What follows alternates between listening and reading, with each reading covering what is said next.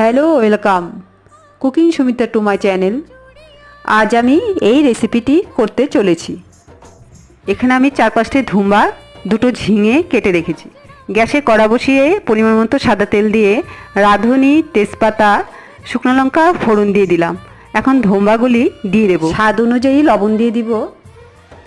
এখন এই চিংড়ি মাছগুলি আমি ভেজে রেখেছি দিয়ে দিব।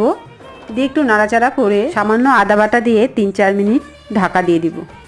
3-4 মিনিট পর আমি ঢাকাটা খুলে সামান্য হলুদ দিয়ে নাড়াচাড়া করে দেব। ধুমা মানে ধুন্দুল। এই চিংড়ি মাছ দিয়ে এই শুক্তাটা খেলে খুব টেস্টি হয়, ভালো লাগে। আপনারা এই রেসিপিটি অবশ্যই বাড়িতে করে দেখবেন আর আমার এই চ্যানেলটিকে সাবস্ক্রাইব করে দিবেন, আমার পাশে থাকবেন। তো আমার রেসিপিটি এখন তৈরি হয়ে গেছে। 2টি ঝিঙা আর ধুম্বা দিয়ে চিংড়ি মাছের